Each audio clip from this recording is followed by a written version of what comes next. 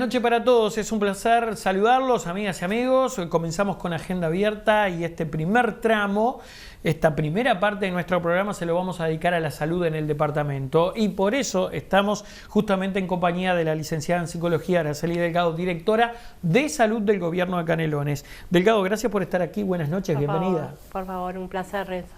Bueno, en las últimas ocasiones hablamos de pandemia, hoy... bueno, justamente esa es la primera pregunta. ¿Ya no hablamos más de pandemia o aún hay algún resabio de COVID-19 en el departamento? Y además, introspectivamente, ¿qué nos dejó el COVID-19? Bueno, obviamente que sí tenemos que seguir hablando de la pandemia, sin la alarma que tuvimos al principio, cuando no teníamos las vacunas, cuando la cosa estaba más descontrolada. Hoy obviamente que hay que seguir manteniendo los cuidados y por supuesto vacunarse y seguir obviamente controlando si hay síntomas de poder realizarse un test rápido, etcétera, ¿no? Por supuesto que no con el mismo temor, con la misma premura que teníamos al principio, pero bueno, hay que seguir. ¿Qué nos dejó la pandemia? Bueno, nos dejó muchos deberes, ¿no? Muchas cosas que pensábamos que teníamos resueltas y que, bueno, se ponen sobre la mesa. Una pregunta que surge. ¿Aún hay vacunatorios contra el COVID-19? Y en esos vacunatorios, ¿hay un trabajo mancomunado? ¿Ministerio, ACE, Intendencia de Canelones? Hoy sí, hoy podemos decir que en realidad son los vacunatorios que estaban, ya no es... no hay aquella... Pero no todos permanecen abiertos. No, ya no hay... por lo menos no tenemos información de que hay muchos que ya no están, pero los vacunatorios, las bases de los vacunatorios, donde está la lucha, eso se mantiene. La Intendencia sí, después de mucho tiempo, ha logrado que se le permita vacunar contra el COVID, lo hacemos una vez a la semana, pero bueno, la demanda es distinta, ya ahora se ha aceitado, es una vacuna más, como cualquier otra, por lo tanto ya dejó de ser un problema esto, por lo menos para la población. Bien, hablábamos de un punto de vista más macro. ¿Qué nos dejó como, digamos, enseñanza, si se quiere? Bueno, yo creo que hay muchas, en haberse concentrado tanto todo el sistema de salud en la COVID-19, muchos tratamientos quedaron por la mitad. Eso también lo ha planteado el ministro Salinas, ¿no? Muchas enfermedades que no fueron tratadas durante ese tiempo ha generado otras complicaciones en la población. De ahí nosotros fue que implementamos el programa La Salud en tu Barrio, justamente con equipos que van a las familias a, de alguna manera, a ver cómo está la situación de aquellas familias más alejadas del sistema, ¿no? Aquellos que están al lado de su médico no es necesario, pero sí de aquellos que tienen dificultades para llegar al sistema de salud, para ver cómo está esa situación. Y ahí es donde encontramos de todo, ¿no? Gente que no discontinuó sus tratamientos crónicos que no fueron, que se fueron suspendidos o que fueron abandonados. Muchos problemas de salud mental. Hoy es el gran tema la salud mental. Donde, bueno, no solamente por efectos de la pandemia, que eso también tuvo mucho que ver con afectar la salud mental de la población, porque era una enfermedad desconocida, donde la gente moría, donde había, no había en primera instancia una solución para nadie, ¿no? Entonces, eso también generó muchas cuestiones en la salud mental de la población. Y otras que estaban en tratamiento o en curso y que también... no fueron asistidas, que también se ponen sobre la mesa, y bueno, y eso ha generado mucha cosa, ¿no? Los adolescentes, los niños, o sea, los adultos mayores, ¿no? Que nos vimos privados de muchas cosas de la vida cotidiana que teníamos antes. Entonces, bueno, obviamente que eso repercute en la salud mental y física también. Sobre el tema salud mental, ¿cuál es el diagnóstico? ¿Con qué se encontraron en el departamento? Lo planteo porque hoy veo un sistema político que, si bien se preocupa, poco se ha hecho en esta materia. Hay un gran debe, ¿no? La salud mental, desde el punto de vista a consecuencia de adicciones, personas en situación de calle, pero también desde el punto de vista exclusivamente patológico. Se habla de que hay carencia de psiquiatras, se habla de que hay ausencia de medicación. recuerdo, es más, que hace algunas semanas hubo en la Junta Departamental una exposición de un equipo multidisciplinario sobre autoeliminación, el suicidio o los índices de suicidio que tiene el país, y Canelones no es la excepción, son verdaderamente preocupantes. Sí, exactamente. Salud mental es un tema que es momento de tomarlo, no se puede seguir obviando, es la necesidad sentida por la población hoy. Hace poco el intendente Orsi nos reunió a todo el equipo de gobierno para mostrarnos algunas de las, un estudio que había hecho Naciones Unidas sobre la situación, la percepción que tenía nuestra gente, y salud mental y el estado de felicidad de la población era alarmante en la cifra, ¿no? De cómo ese era el gran tema. La gente no estaba tan preocupada por la salud física, no estaba tan preocupada quizás por el trabajo, por la vivienda, como esperábamos, ¿no? Sino que en realidad la salud mental aparecía como un número que se disparaba. Y bueno, eso es un indicador que hay que mirar. Las altas cifras de suicidio, sin duda, que nosotros hay algo que no estamos haciendo bien y hay que hacerlo bien.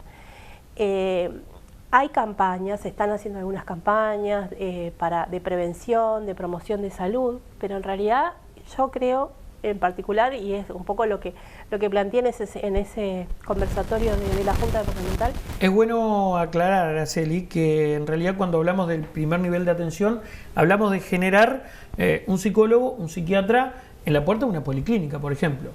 Por ejemplo, o que las personas puedan directamente agendarse, así como hacemos con el ginecólogo, por ejemplo, donde, bueno, eso fue una medida para prevenir el cáncer de mama. Y en este caso tenemos que poder prevenir lo que tiene que ver con el malestar emocional o el malestar psicológico. Y bueno, yo creo que esa sería una buena medida, ¿no? para poder, porque no es cualquiera que puede escuchar esto, no es un amigo. A veces con la salud mental lo que sucede es que se minimiza el tema de la atención. Y la escucha de un profesional es una escucha clínica. No se escucha lo mismo que si yo me junto con un amigo y le digo, bueno, todo va a estar bien. No es con palabras bonitas que alguien sale. Sí, uno lo puede dar afecto y acompañar al sistema. Y tampoco el sistema solo puede, ¿no? Por supuesto que la familia, los amigos tienen mucho que ver. Pero sí tenemos que dar la garantía de que va a asistir un profesional de la salud mental. Porque de esa manera va a saber si hay riesgo, va a poder determinar cuáles son esos factores de protección para reforzar, va a poder determinar los factores de riesgo que van a implicar la posibilidad de que una persona se quite la vida o no.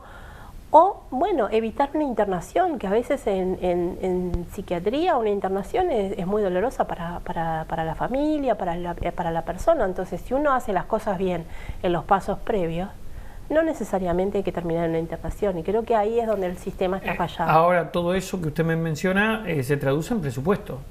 Es el dinero, porque hay que generar vacantes de psicólogos, de psiquiatra. Sí, sí, por supuesto, sí. Yo creo que no hay que recortar en la salud de las personas. Me parece que ese es el último lugar en el que hay que recortar. Creo que sí, por supuesto que hay que destinar presupuesto. Pero además creo que se ahorraría muchísimo presupuesto si nosotros evitáramos internaciones, por ejemplo. ¿Y se pueden prevenir? Por supuesto, en la mayoría de los casos, diría, no me atrevo a decir un porcentaje, pero sí podría decir que si uno puede a tiempo detectar cualquier situación que tenga que ver con la salud mental, a veces es un ajuste de medicación a tiempo. Hay veces que, bueno, una medicación no está funcionando, entonces si ve periódicamente a su psiquiatra, la va a poder ajustar en tiempo y forma. A veces no se puede evitar una internación. Ahora, si siempre espero, y cuando ya la persona no da más, va a internarse, ahí el gasto es mucho más grande que si asisto antes de que suceda. ¿Por qué se hace invisible este tema para los políticos? En su momento se hizo durante 15 años para el Frente Amplio, que prometió cerrar las colonias, y las colonias están más vigentes que nunca. Se hace para el actual gobierno, aunque yo creo que el actual gobierno tiene una excusa, un argumento que a algunos les puede considerar válido, a otros no, que es la pandemia. Tuvimos que aunar todos los esfuerzos a la pandemia. Pero, ¿por qué se hace invisible para los que tienen la sartén por el mango? Y me refiero a la salud mental específicamente. La salud mental es un tema que se hace invisible para todos los gobiernos del mundo, en realidad. Es un tema, es algo que se ha estudiado. Quizás es un tema que no nos gusta abordar, nos toca mucho a todos, entonces es como que, bueno, si yo lo alejo y lo pongo muy lejos de mí, entonces esto no me va a afectar. Bueno, así fue que nacieron las colonias, ¿no? Un sí, poco buscando exactamente. eso. Sí, claro. Exactamente. El tema es que la gente lo está pidiendo, ya no es un tema, antes era un tema tabú, si se hablaba de ir al psicólogo, era como algo, bueno, se asociaba con la locura, entonces eso. Y hoy está más que probado que cuando uno pide ayuda es porque está sano y porque en realidad son indicadores de salud mental el poder asistir antes que las cosas empeoren.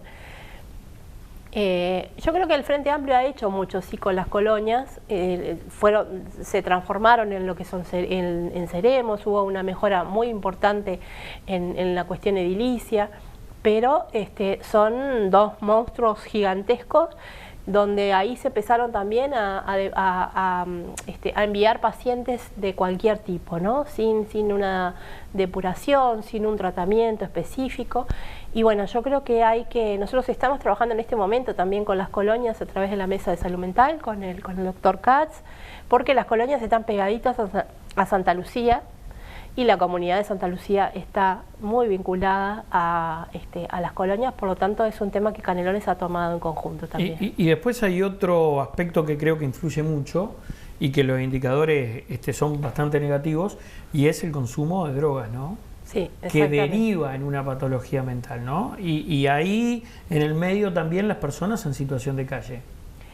Sí, yo creo, ahí separaría, ¿no? Sí es cierto que muchas personas en situación de calle consumen, también es cierto que muchas personas en situación de calle tienen patologías crónicas, patologías psiquiátricas crónicas.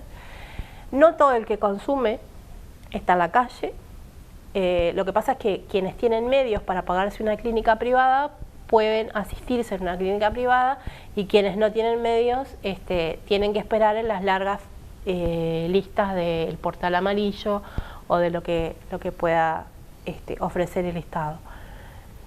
En ese sentido, había por lo menos, creo, no sé si siguen estando vigentes, creo que uno sí, obviamente que hay que ver lo que se llaman las patologías duales. Puedo tener una patología de base, que a veces ni la conozco, ¿no? Porque a veces la persona funciona perfectamente bien en el mundo. Cuando consume, esa patología se mezclan, coexisten ambas y se potencian. Eso es lo que se llama las patologías duales.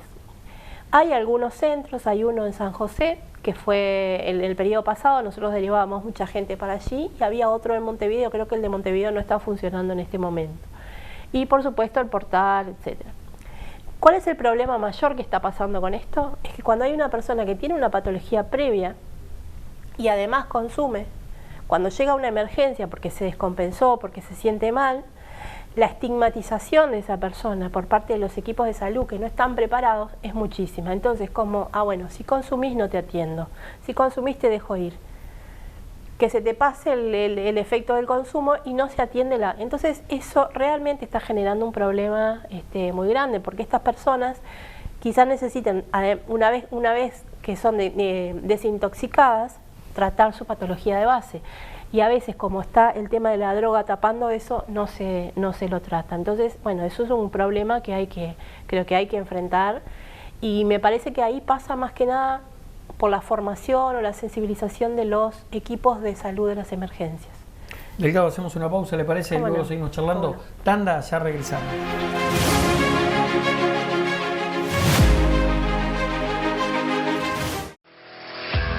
Garantizamos tu descanso con tecnología exclusiva y de última generación. Garantizamos tu descanso, cuidando tu ambiente con productos biodegradables, reduciendo al mínimo los químicos y generando espacios libres de cualquier contaminante y con bajo impacto ambiental. Garantizamos tu descanso cuando tu confianza la cuida un equipo de profesionales con 30 años de experiencia y mejora continua. Por eso te protegemos. Garantizamos tu bienestar y seguridad. CEDEL, empresa líder en fumigación, desinfección e higiene ambiental.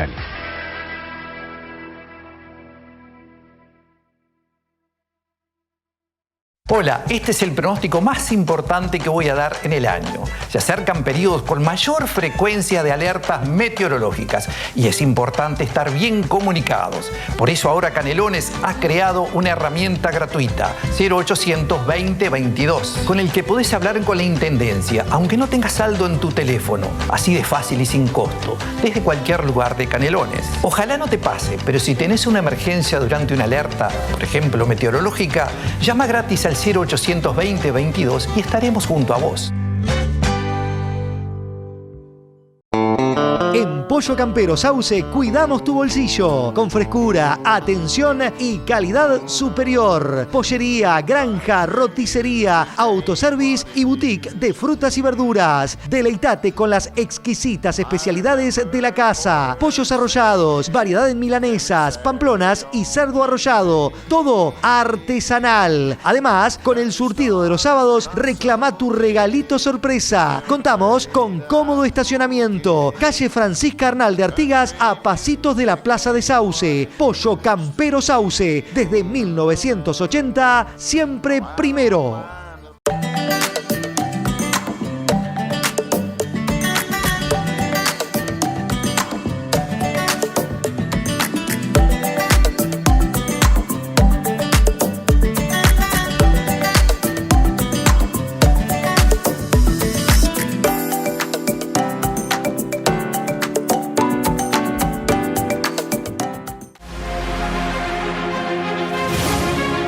Continuamos charlando de salud en esta agenda abierta, que ahora el tema que aparece es hepatitis C. Canelones fue sede de un encuentro internacional. Bueno, ¿por qué colocar el foco, la mirada, los recursos inclusive, sobre la hepatitis C, Araceli? Bueno, en primer lugar porque esto fue un reclamo de la sociedad civil. Nosotros desde Canelones, allá por el 2020, realmente no era para nosotros una prioridad la hepatitis C, hasta que se acerca la Asociación Hepatitis C del Uruguay y nos plantea un problema que estaban teniendo, que es que había mucha gente que no estaba diagnosticada y que podía ser portadora, tener la enfermedad, de que en el país antes habían unos medicamentos para tratamiento o directamente no había medicamentos para tratamientos que eran muy caros, pero que se había logrado a través del Fondo Nacional de Recursos que esos medicamentos fueran más baratos y que había medicamentos genéricos. Y que por tanto no teníamos por qué no saber, la gente tenía derecho a saber si había sido infectado por el virus de la hepatitis C e inmediatamente había condiciones para que se asistieran en el sistema de salud rápidamente, evitando que hubiesen otras patologías mayores, porque uno puede tener la hepatitis C y estar años sin tener ningún síntoma. Todo eso lo aprendí de ellos, ¿no? O sea, y de los especialistas que están trabajando en el tema. Entonces, bueno, armamos un equipo junto con la Cátedra de Farmacología de la Universidad de la República y con la Cátedra de Gastroenterología y la sociedad civil, y empezamos a trabajar esta temática en Canelones. Adherimos a un programa mundial, que es el programa HepCity Free, que es Ciudades Libres de Hepatitis C, donde España fue nuestro modelo, porque España era uno de los países que tenía un alto índice de personas infectadas y en poco tiempo, mediante una serie de estrategias, lo había logrado erradicar. Y bueno, quisimos hacer esa contribución al país, ofreciendo no solo para Canelones, sino para el resto del país. Vimos que este año el Ministerio también ha tomado el tema, cosa que nos alegra muchísimo. Y obviamente estaremos aportando para eso. ¿Cuál es la estrategia? O sea, en esto Canelones fue vanguardista, por así decirlo, sí. Y hubo, por ejemplo... América, déjame que camisete con eso, porque en realidad una de las cosas que nos dijeron es: ustedes están abriendo la puerta a América Latina, porque no se había hecho de esta manera, ¿no? Entonces ha permitido que otros países se pudieran sumar. En esa batería de medidas, digamos, ¿cuál es la estrategia a seguir? Hubo, por ejemplo, yo recuerdo un pesquisamiento, ¿no? Sí, nosotros a partir de 2020 ya incorporamos el test rápido, que lo tienen de forma gratuita en el móvil de salud. Pero a la gente no le suena la hepatitis, no lo siente como una necesidad. Entonces ahora hicimos una pesquisa grande en Santa Lucía, y vamos a ir municipio a municipio sensibilizando a la población y dándoles la posibilidad de que se hagan ese test rápido. En caso de que ese test de positivo, Hay un protocolo de actuación donde nosotros derivamos a esa persona. Un médico de la Intendencia deriva directamente a su prestador de salud, se comunica, va acompañado a su prestador, a su vez va a tener una atención, una contención a través de los grupos de la Asociación de Hepatitis C y va a poder ser recibido por estas 2 cátedras, o sea que va a tener una atención de muchísima calidad. ¿Qué pasó en esos pesquisamientos que ustedes vienen realizando en las distintas localidades? ¿Había mucha gente subdiagnosticada o sin diagnosticar con hepatitis C? Sí, lo que se espera es que hayan entre unas 16, eso más o menos son las cifras oficiales, 16.000 personas no diagnosticadas en el Uruguay. La asociación dice que hay muchos más. El problema es que hay toda una generación, que es la generación de los 90 más o menos, que se hubiesen hecho una transfusión de sangre en esa época, por ejemplo, donde en ese momento no se sabía mucho sobre la hepatitis C, no se analizaba la sangre en ese momento, por lo tanto hay toda una generación que puede ser de quienes hayamos recibido una transfusión en esa época, perfectamente podemos haber sido infectados y no saberlo. Acá lo importante es que la persona sepa y quede tranquila, porque hay medicamentos, además el tratamiento dura 90 días, son unas pastillas, 90 días, y obviamente si no derivó en ninguna otra cuestión más compleja, esa persona se cura. Nosotros tuvimos el ejemplo de cuando inauguramos, abrimos ese día el móvil y de una persona que fue para hacérselo de onda, digamos, para contribuir y realmente, o sea, y hoy está curada y eso es como, hay que dar esa buena noticia, ¿no? Que es algo que se cura. Usted mencionaba el asunto del móvil, yo he visto algunas tareas concretas que ha hecho, por ejemplo, que tiene que ver con el plan de salud bucal. Y bueno, se trabajó con la población y se trabaja con la población de jornales solidarios. Yo creo que es un aspecto que va más allá de la salud y de lo estético, sino también devolver dignidad, me decía usted. ¿Por qué? Y bueno, porque en realidad, si nosotros estamos, todo lo que si uno piensa, nosotros necesitamos que nuestra gente esté bien, creo que ese es el objetivo fundamental. No deberíamos tener problemas para acceder a la salud bucal, a la salud mental, a cualquier... No deberíamos, somos 3 millones de habitantes en el Uruguay, o sea, algo estamos haciendo mal. Entonces, en ese sentido, para nosotros la dignificación tiene que ver con que, bueno, yo pienso en un joven que está con dificultades económicas y que además está buscando trabajo.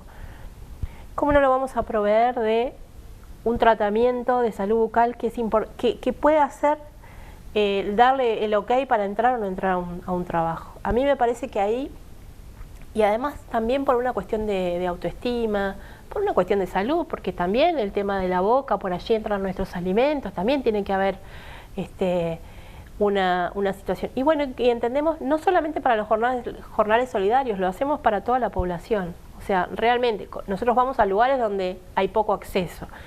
Y bueno, lo estamos haciendo con mucho gusto. También estamos retomando el tema de los niños, porque se había visto, no habíamos podido estar con las escuelas. Pero bueno, lo estamos haciendo en los centros de barrio, o sea que no se ha detenido para nada el plan de salud bucal. ¿Y ahora arrancan con un plan visual? Sí, el Canelones Que Bien Se Te Ve, así se llama. ¿Ese es el nombre? Ese es el nombre. Comenzamos en Las Piedras, en la microrregión Las Piedras, La Paz, Progreso y 18 de Mayo. Allí hay un equipo contratado por la Intendencia de oftalmólogos y de técnicos que van a hacen unas pesquisas para todos, en principio para todos los niños, y aquellos niños que requieran el uso de lentes y comprobamos que en realidad hay dificultades en acceso a esos lentes, también se le va a dar los lentes. Esto lo hacemos básicamente para los beneficiarios de Salud en tu Barrio, que es un programa de la Intendencia que surge después de la pandemia, pero la pesquisa y la consulta con el oftalmólogo es para todos los niños, independientemente cuál sea su situación socioeconómica. Y además el equipo es de primer nivel, realmente. ¿Qué sucede con este tipo de visitas que se hacen barrio por barrio? O sea, ¿quién define a qué barrio ir?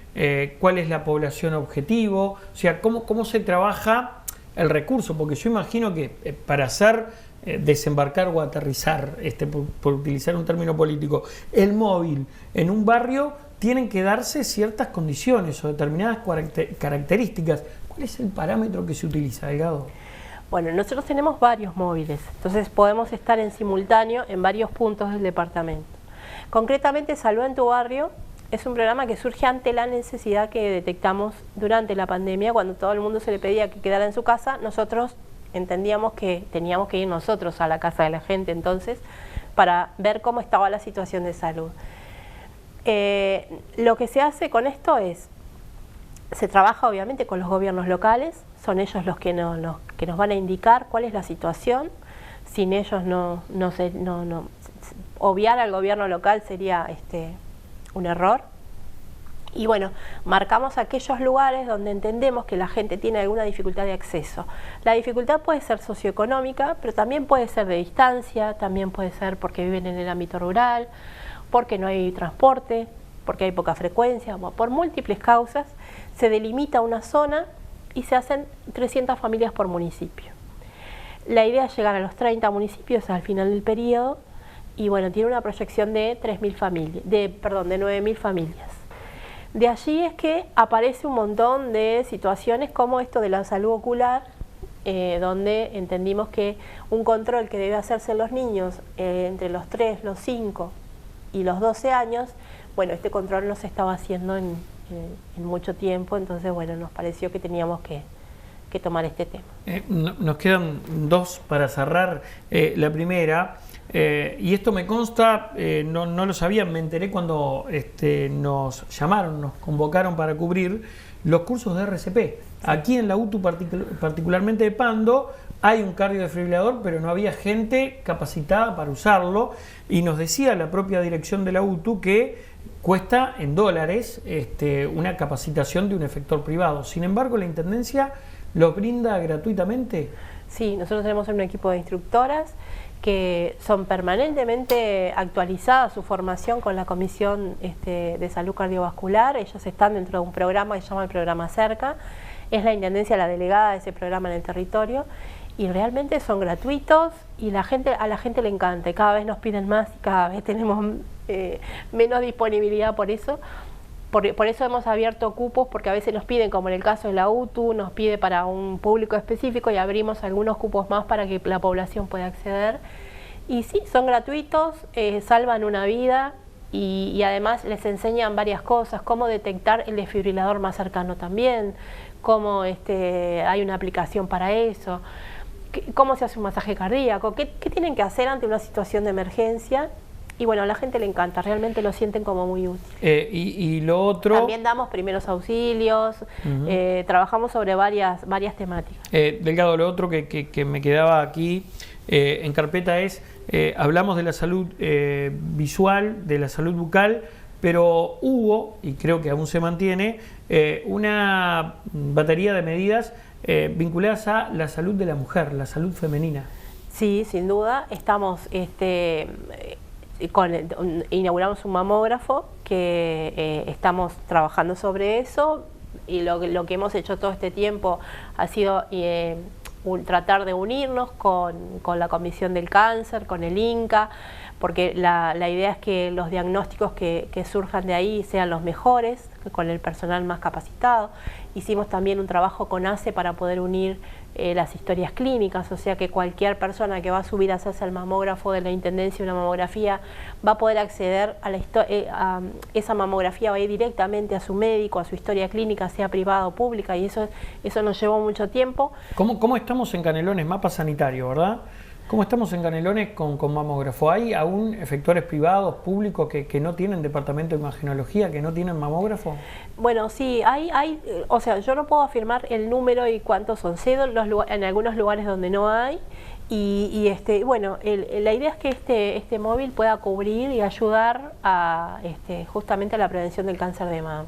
Ahí vamos a trabajar mucho con las asociaciones, que hay muchas en el departamento y que vienen trabajando muy bien, las asociaciones que trabajan con expacientes o con pacientes que han tenido cáncer de mama, que ayudan muchísimo a su comunidad.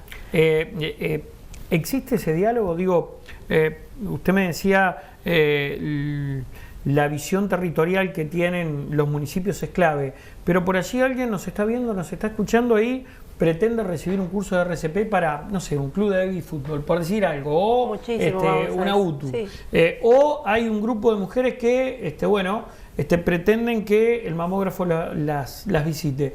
¿Se puede tramitar eso? ¿Se puede contactar con la Dirección de Salud del Gobierno de Canelones? Por supuesto. Por supuesto, tienen para contactarse directamente con nosotros, hay un correo que es dirección.salud@imcanelones.gov.uy, es un poco largo. Pero después está la línea salud, que ahí se pueden agendar. Nosotros agendamos para el plan de salud ocular y agendamos para el mamógrafo. Los demás son servicios que no necesitan agenda. Y también por el 1828, ahí pueden ser asesorados inmediatamente por el personal que atiende el número de la Intendencia. Así que toda la comunicación posible, constantemente, abierta para dialogar y para que soliciten. Licenciada Araceli Delgado, ha sido un gusto charlar esta noche con usted. Muchas gracias. El gusto es mío, gracias. Pausa, ya continuamos.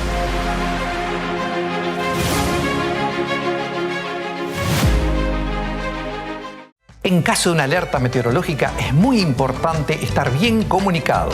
Por eso ahora en Canelones creamos un número gratuito, 0800 2022, para que puedas hablar con la Intendencia aunque no tengas saldo. Así de fácil y sin costo. En caso de emergencia por una alerta, ejemplo meteorológica, podés llamar gratis al 0800 2022.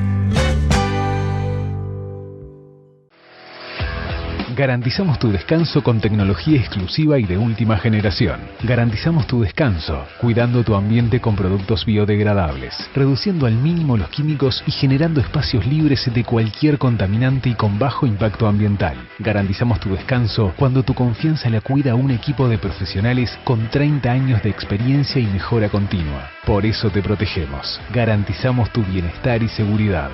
CEDEL, empresa líder en fumigación, desinfección e higiene ambiental.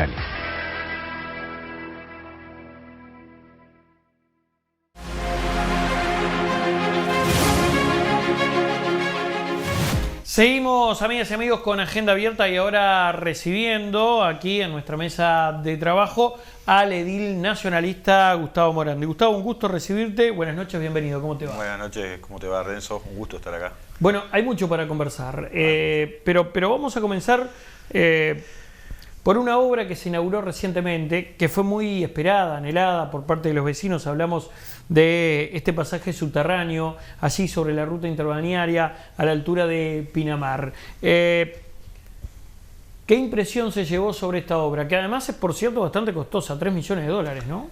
Sí, yo creo que probablemente sea la obra más grande que vaya a mover en el municipio, en el entorno, en este periodo de gobierno. Es una obra importante. El costo respecta a varias cosas, no solamente al tema del túnel. Hay una dificultad con el tema de drenajes allí en esa zona, una zona que la capa freática está saturada por tantos pozos negros, no tenemos saneamiento, y obviamente eso complicó definitivamente la obra y obligó a un costo mayor a algunas bombas, algunos sistemas de bombeo de drenaje que se tuvo que instalar, y obviamente eso complicó y subió el costo de la obra. Pero a su vez también en esos $3 millones están incluidos todo un proceso que se hizo del entorno, ¿no? Toda la bituminización de un tramo importante que va desde la avenida Noveira hasta el arroyo Tropa Vieja en las dos manos, un montón de alejamiento urbano sería esto, porque se agregaron reductores de velocidad, señaléctica. Sí, fue un impacto importante. Y se está trabajando sobre sendas peatonales que se están realizando sobre el borde de la calle perimetral esta. Y obviamente que todas estas cosas van aumentando el costo, pero creo que es una obra importante, y una obra más que importante, una obra muy necesaria.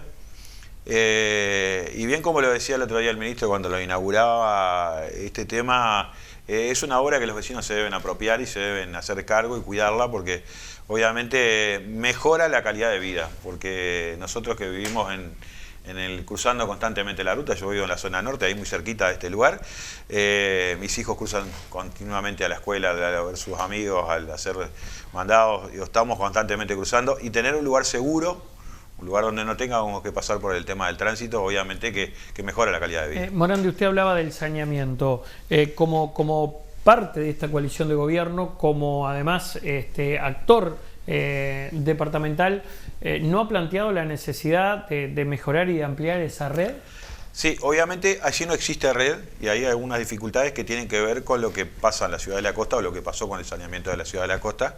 Se previó una inversión inicial con unos plazos y un periodo mucho más corto, y obviamente después que la realidad con el tema de las capas freáticas muy bajas, muy altas, complicó la obra y se ha demorado. Hay una intención inicial que era este saneamiento de la Ciudad de la Costa, extenderlo hasta el Pinar, esa era la intención inicial. Se preveía que para el 2025 estaría completo, obviamente no se va a llegar con esos plazos, inicialmente cuando se empezó la obra, y existía la posibilidad de incluir Salinas y lo que es el municipio de Salinas, que sería Neptunia, Pinamar, Marindia, en esa obra de saneamiento que está instalada en la Ciudad de la Costa. No sé si llegaremos porque obviamente el desarrollo hace que la obra estaba pensada para determinado volumen de gente, y quizás cuando lleguemos a completarla en la zona que estaba prevista no se pueda extender más porque obviamente no dé la capacidad. Sí está pensado, obviamente, que el saneamiento es una obra costosa. Hoy se está trabajando sobre el saneamiento de Atlántida y se está empezando a trabajar sobre eso, que me parece que es muy importante. Sobre todo tenemos la principal ciudad turística del departamento de Canelones y que tiene un saneamiento muy rudimentario, y hoy ampliarlo permite desarrollarlo en altura y otras cosas importantes que generan trabajo y bienestar. La preocupación está, sabemos que no son obras de corto plazo, son de largo aliento, y lo hemos planteado y lo seguiremos insistiendo a ver si en algún momento podemos o conectarnos a alguna de las redes que existen o generar una propia.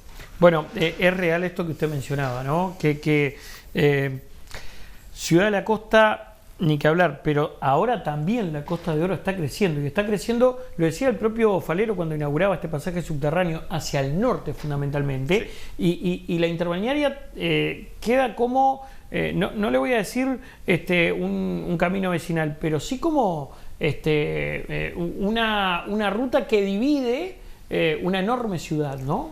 Sí, tiene que ver con un pensado estúpido. Digo, con esa pregunta le amplío y le pregunto, ¿en qué otros lugares debería replicarse esto del pasaje? ¿Qué otros puntos críticos visualiza usted en la interbalnearia en la Costa de Oro? En este municipio, en esta zona, obviamente que esto es un plan piloto, lo que se va a poner en práctica es ver cómo funciona, de qué manera se apropia la gente del uso, el tránsito, sobre todo el tránsito local.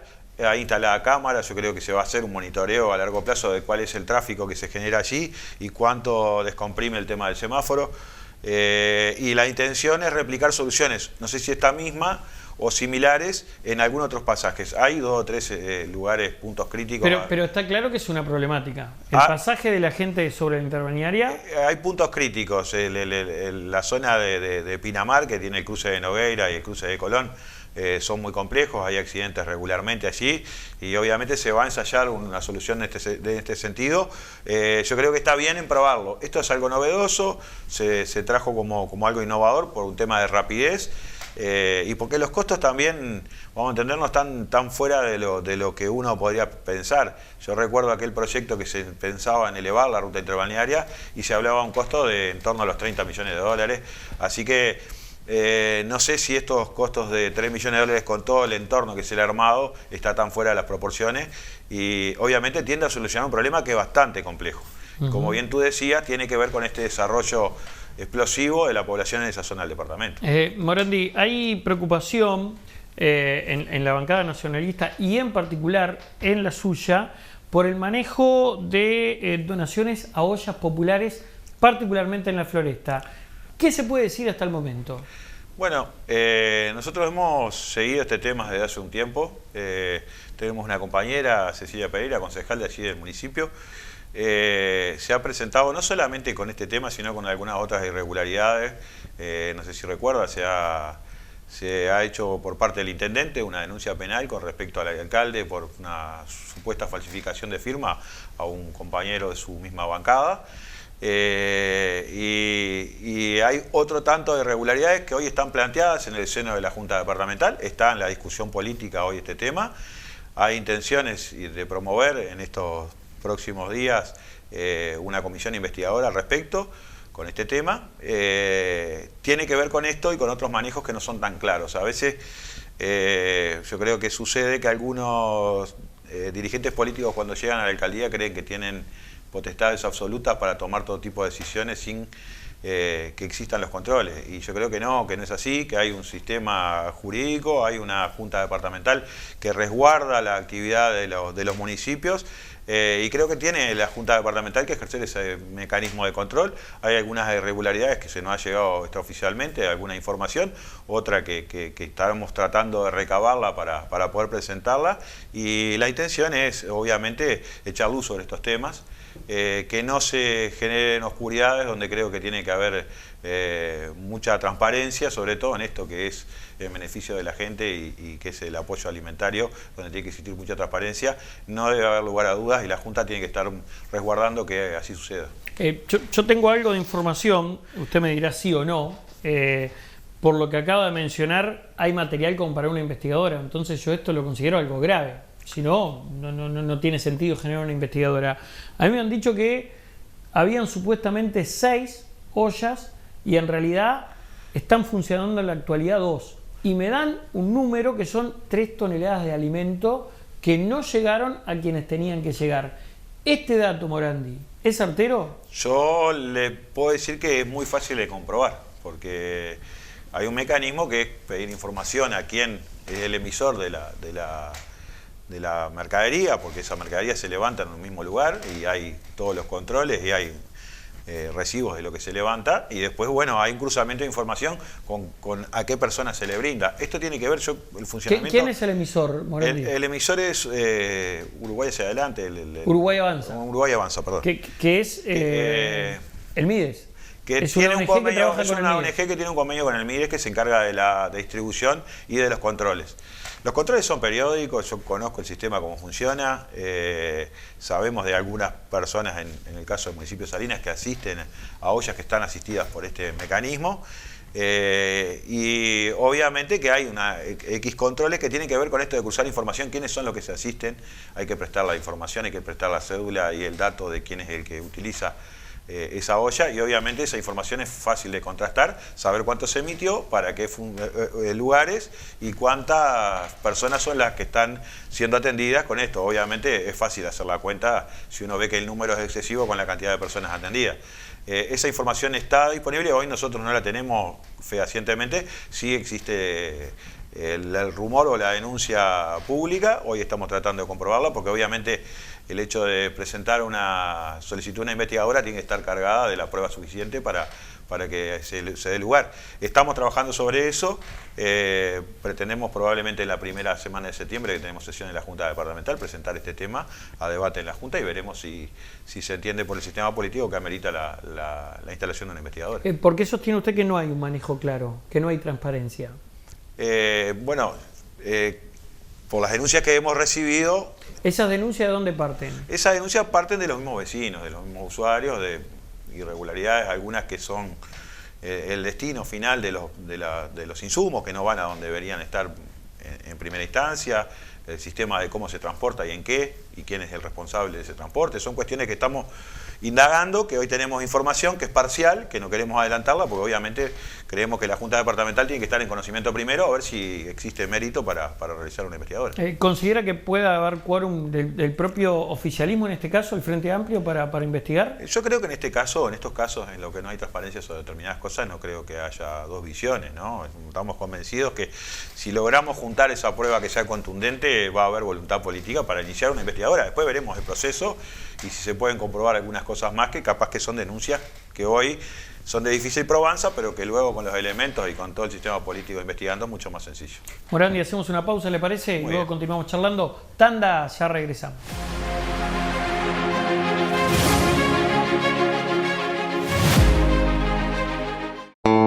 En Pollo Campero Sauce, cuidamos tu bolsillo. Con frescura, atención y calidad superior. Pollería, granja, roticería, autoservice y boutique de frutas y verduras. Deleitate con las exquisitas especialidades de la casa. Pollos arrollados, variedad en milanesas, pamplonas y cerdo arrollado. Todo artesanal. Además, con el surtido de los sábados, reclama tu regalito sorpresa. Contamos con cómodo estacionamiento. Calle Francisca Arnal de Artigas, a pasitos de la Plaza de Sauce. Pollo Campero Sauce, desde 1980, siempre primero.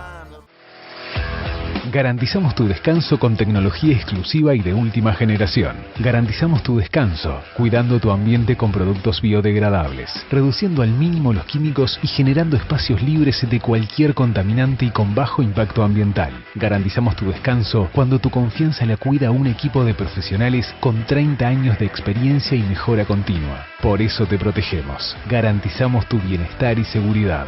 CEDEL, empresa líder en fumigación, desinfección e higiene ambiental.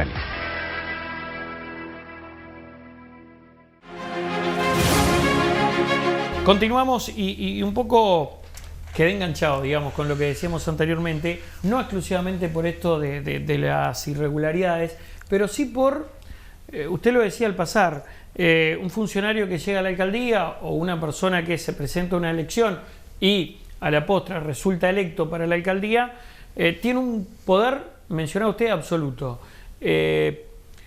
A mí me consta que en algún momento en la Junta Departamental se empezó por lo pronto a trabajar en un mayor control a los alcaldes, o por lo menos un mecanismo que generara algo más que un juicio político, porque nunca se llega a un juicio político, por cierto. ¿Considera que tiene que haber algún tipo de mecanismo justamente donde se pueda intervenir un municipio?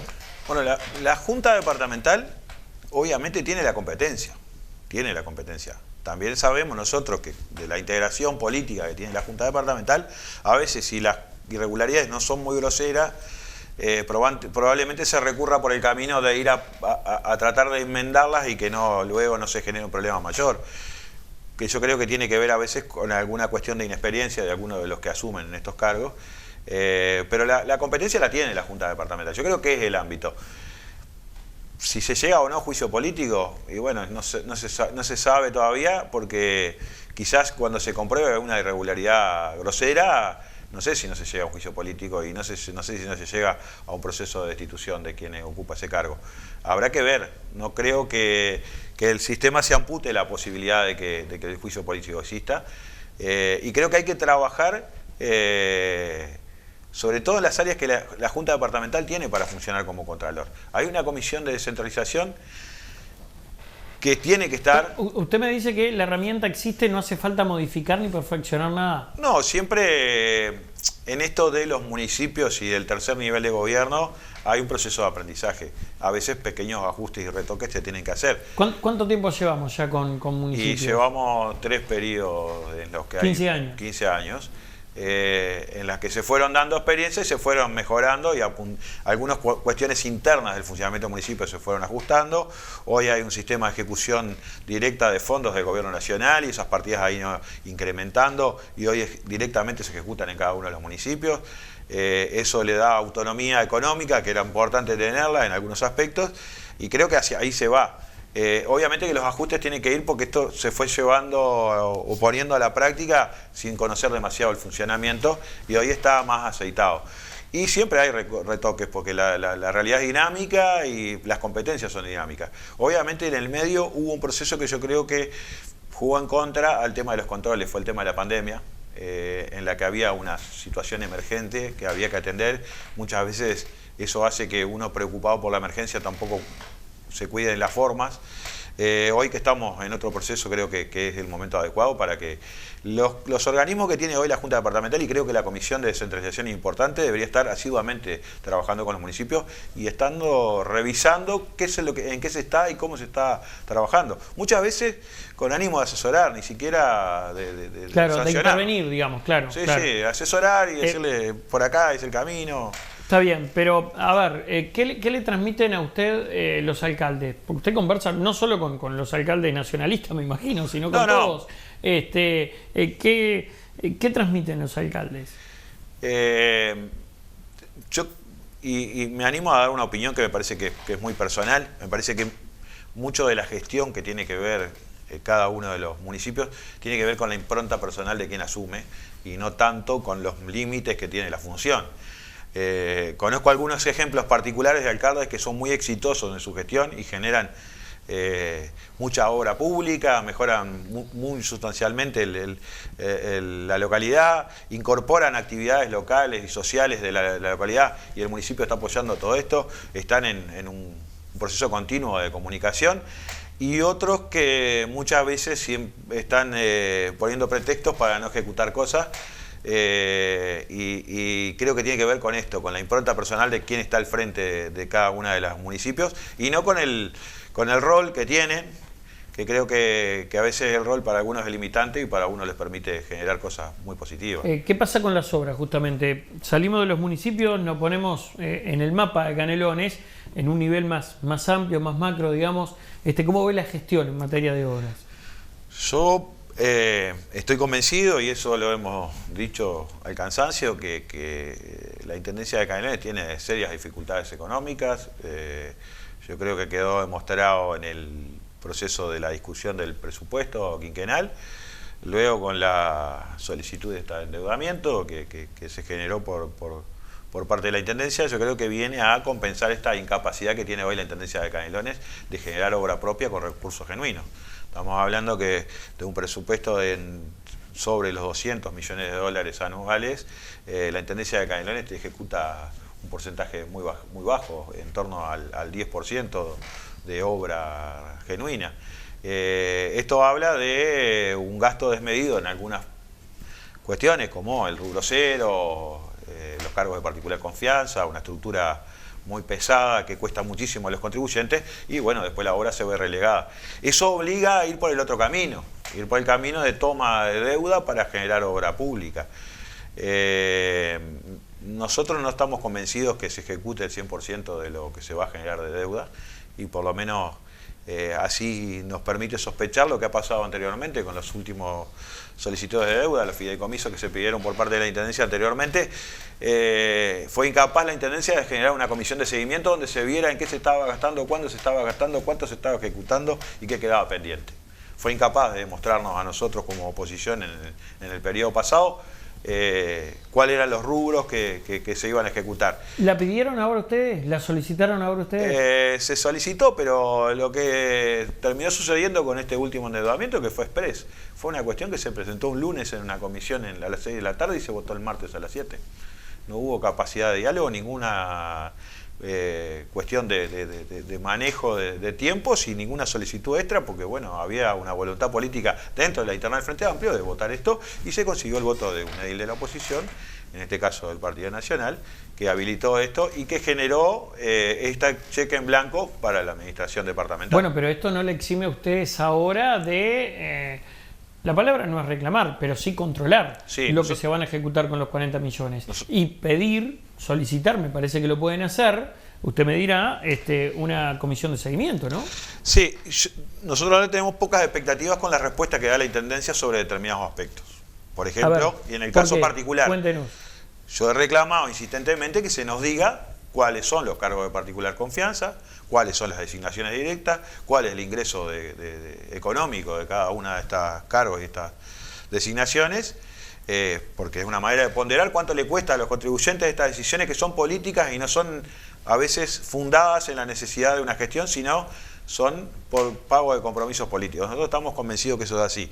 Estas respuestas no existen de parte de la Intendencia. Nosotros hemos reiterado, vienen del periodo pasado reiterados pedidos de informe al respecto y nunca se contesta. Entonces, esto no nos permite augurar que nosotros, si solicitamos alguna información en la Intendencia, se nos responda en tiempo y forma. Sí, estamos pendientes a contrastar en el mecanismo que nos queda, que es de la rendición de cuentas. Cuando termina el periodo, de lo presupuestado a lo ejecutado, una rendición de cuentas. Hoy venimos manejando y estudiando la rendición de cuentas que corresponde al ejercicio pasado o al presupuesto pasado, con una parte de este presupuesto, que es la del año anterior. No estaba vigente el presupuesto actual. Nosotros tenemos que ir justo hoy a hacer un evalúo de lo que se hizo de gestión cuando hay un periodo muy corto en el que se está utilizando el presupuesto actual que hoy está votado por la Junta Departamental. Sí, el año que viene vamos a tener una rendición de cuentas en la que vamos a comparar lo proyectado con lo realizado. Y en ese proceso estamos. Hoy la rendición de cuentas todavía no está aprobada y en la Junta Departamental estamos en ese proceso. Hoy estamos esperando un informe del Tribunal de Cuentas. El otro día asistieron a la comisión directores de la Intendencia, con muy pocas respuestas, obviamente nosotros quedamos muchas preguntas. ¿Qué directores fueron? Fue la contadora general de la Intendencia y el director de... se me olvidó. ¿Planeamiento? No me acuerdo exactamente cuál es. ¿O descentralización, seguramente? No, de general, uno de los directores generales. Pero, porque bueno, la Intendencia tiene tantos nombres y tantas direcciones que a veces es difícil si uno se anota saber con quién está. Y ellos fueron a responder por... Fueron a plantear cuál era la ejecución del proyecto, cuál fue la ejecución de la rendición de cuentas. Nos falta algo importante, que es la pata del presupuesto, de la rendición de cuentas, que es el informe del Tribunal de Cuentas, donde hay observaciones y obviamente que se verá si se aceptan o no. Por lo general, desde el oficialismo no se levantan esas observaciones y se le da... ¿Viste? Nosotros a veces nos acompañamos porque entendemos que son de recibo. Morandi, ¿cómo actúa la coalición de gobierno en el territorio canario? ¿A qué voy? En la Junta Departamental, ¿trabaja como coalición de gobierno o cada uno hace lo que le parece que está bien en su banca? No, digo, ¿hay una coordinación previa? ¿Se ponen de acuerdo? ¿Analizan los temas en conjunto? Coordinación no hay una coordinación estrecha. Sí, cuando hay temas importantes para el departamento, vamos a entender, las bancas de la Junta Departamental tienen independencia y cada edil puede tomar una decisión particular. Obviamente nosotros dentro de la coalición tenemos contacto con el edil del Partido Colorado, que es con el que tenemos contacto, porque la oposición en Canelones está compuesta por 10 ediles en la Junta Departamental, ¿no? 10 ediles del Partido Nacional y un edil del Partido Colorado. Intentamos articular, a veces hay decisiones que ellos toman, algunas que nosotros no compartimos y que a veces nos generan cierta distancia, pero independientemente de eso, tratamos de coordinar, por lo menos estar al tanto hacia dónde se va. Hoy algunas comisiones se integran con el oficialismo y la oposición. Hoy estamos trabajando en una comisión de reestructura de la Junta Departamental. Allí hay un edil del Partido Colorado, tratamos de actuar en conjunto y coordinado. No siempre se logra, pero hay una intención de que así sea. ¿Puede haber una coalición en un futuro? Bueno, yo estoy convencido que es una buena herramienta. Si el objetivo es brindarle al departamento una opción real de cambio. Y creo que por ahí, ¿para qué la coalición, no? Vamos a entender. Si hay un proyecto que respalde esa coalición, si hay un proyecto que tiene intenciones de gobernar Canelones, si hay un proyecto que tenga ganas de modificar muchas cosas que nosotros estamos en desacuerdo y que la hemos visto estos años y la hemos sido muy críticos, bueno, quizás ahí nos sentemos en la mesa a negociar. Veamos cuál es la intención. Si es una coalición para que la gente entienda que nosotros estamos cumpliendo con nuestro cometido y presentando una alternativa nomás por presentarla, para ganar algún edil más en la Junta Departamental, no sé si es tan funcional los intereses. Yo creo que tiene que haber compromiso y para eso tiene que haber proyecto político con el que hay que trabajar, y eso lleva un proceso bastante complejo, más largo, que no es un acuerdo puramente exclusivo electoral. Yo creo que se dio de hecho en el gobierno nacional en el periodo pasado eleccionario, donde hubo un proceso donde se trató que los programas de gobierno de los distintos sectores que hoy conforman la coalición no chocaron, y ese trabajo se hizo. Yo recuerdo al presidente de la calle recorriendo a cada uno de los candidatos antes de la elección nacional de octubre, recorriendo a cada uno de los sectores políticos, presentarle el plan de gobierno del Partido Nacional y habiendo discusión previa de qué se iba o no a llevar adelante. Morandi, un gusto haber charlado esta noche con usted. Muchas gracias. Muy bien, gracias a usted, a las órdenes. El agradecimiento también para ustedes que nos acompañaron una vez más en esta agenda abierta. Será hasta la próxima, que pasen bien. Chao.